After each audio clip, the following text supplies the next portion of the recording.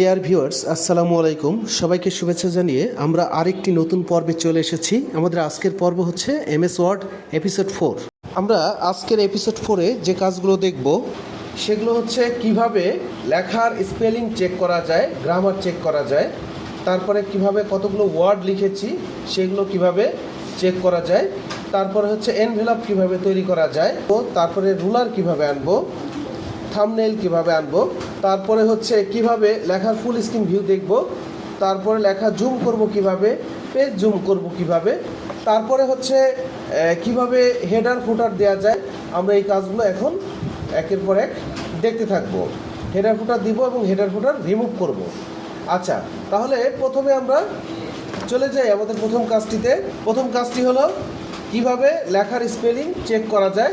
Suppose আমি কিছু লেখা লিখেছি, যে শব্দগুলো ভুল হয়েছে সেই শব্দগুলো নিচে লাল আন্ডারলাইন হয়েছে, তার মানে এই ইংরেজি ওয়ার্ডগুলো ভুল। তো এইগুলো সংশোধন করার জন্য আমাকে রিভিউতে যেতে হবে, স্পেলিং অ্যান্ড গ্রামারে ক্লিক করতে হবে। ক্লিক করার পরে এখানে আমাকে এক একটা ভুল দেখিয়ে দিবে, বলবে ডকুমেন্ট বানান ভুল করেছেন, এই যে ডান পাশে দেখাচ্ছে যে ডকুমেন্ট বানান ভুল করেছেন, তবে সঠিকটা এইখানে আছে। আপনি কি চেঞ্জ করবেন? হ্যাঁ, চেঞ্জ বা কিওয়ার্ড প্রফেশনালি বানান ভুল আছে, এইখানে ভুলটা আছে, এইখানে সঠিকটা আছে, ওকে চেঞ্জ।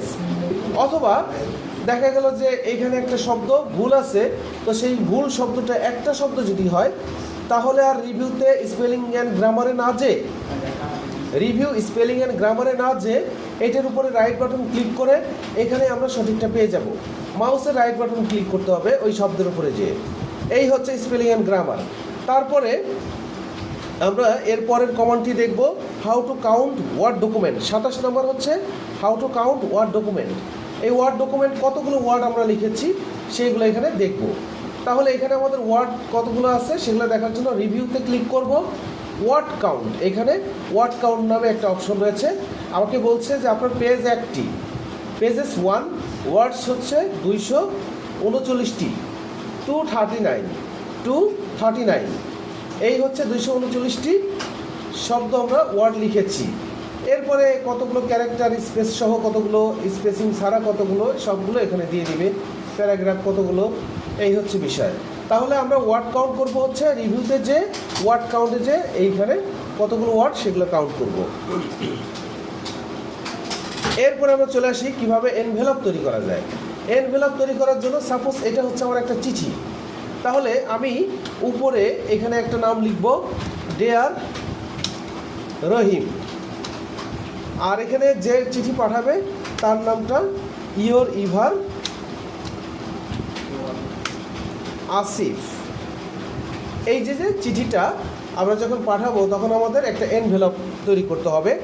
তাহলে আমাকে এই ডিয়ারের আগে ক্লিক করে মেইলিংয়ে যে এনভেলপে ক্লিক করে আমার একটা এনভেলপ তৈরি করতে হবে। এখানে টুতে যাব, টুতে যে টু এই কাকে পাঠাবো, রহিমকে। তাহলে টু রহিম, ডিস্ট্রিক্ট ফরিদপুর। এইভাবে আমি যাকে পাঠাবো তার ঠিকানাটা উপরে লিখলাম, আর যে পাঠাবে সে হচ্ছে আসিফ। তাহলে এখানে ফ্রম হলো আসিফ, ফ্রমের জায়গায় যে পাঠায় তার নাম, আর টুর জায়গায় যাকে পাঠানো হবে তার নাম। এইভাবে অ্যাড টু ডকুমেন্টে ক্লিক করে ইয়েসে ক্লিক করলে আমার এখানে একটা এনভেলপ তৈরি হয়ে গেল। তাহলে আমি যদি চাই যে এনভেলপটা আরও সুন্দর করে কালারফুল করে আমরা দেখতে চাই, তাহলে ইনসার্টে যাব, একটা শেপ নেব, এই শেপটা নেব, নিয়ে এখান থেকে টান দিয়ে এই পর্যন্ত এনে ছেড়ে দেব। মাউসের রাইট বাটন ক্লিক করে send to back, send behind text, এইভাবে দিলে আমার লেখা শেপটা লেখার পেছনে চলে গেল। এইভাবে আমরা একটা এনভেলপ তৈরি করতে পারি। এরপরে আমরা আসবো কিভাবে আমরা রুলার, এই যে রুলার, উপরে রুলার দেখতে পাচ্ছি স্কেল, এই রুলারটা আমরা কিভাবে এনেছি, আবার এটা কিভাবে সরানো যায়। তাহলে রুলার সরানোর জন্য আমার ভিউতে যেতে হবে, এই রুলারের টিক উঠাই দিলে রোলার চলে যাবে, আবার টিক দিয়ে দিলে রোলার চলে আসবে। এইভাবে আমরা রোলার আনতে পারি। আমরা চাইলে আমাদের পেজের ভিতরে গ্রিড লাইন, এরকম লাইন তৈরি করে দিতে পারি, গ্রিড লাইন। আবার এখানে আমি টিক দিলে এই লাইনটা চলে যাবে। তারপরে আসি কিভাবে ফুল স্ক্রিন ভিউ করা যায়।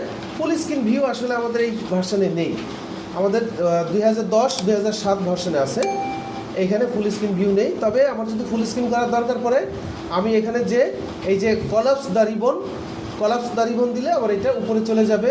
চাইলে কন্ট্রোল ধরে মাউসের চাকা ঘোরায় আমি এটাকে বড় করতে পারি, এইভাবে ভিউটা আমরা বড় করে দেখতে পারি। এরপরে আসি জুম চেঞ্জ করা, কিবোর্ডের কন্ট্রোল ধরে আর মাউসের চাকা ঘোরাইলেই জুম ইন মানে বড় হওয়া আর জুম আউট মানে ছোট হওয়া। এরপরে আসি 33 নম্বরে how to add header and footer. Header footer হচ্ছে আমি উপরে ডাবল ক্লিক করে হেডার অ্যাড করতে পারি। আবার ফুটারে আমি এখানে এসে আমি যদি পেজের ভেতরে আসতে চাই ডাবল ক্লিক করতে হবে, এখানে নিচে এসে ডাবল ক্লিক করে এখানে ফুটার লিখব। আবার হেডার যদি দূর করতে চাই হেডারের যে রিমুভ হেডার, আবার ফুটারের যে রিমুভ ফুটার।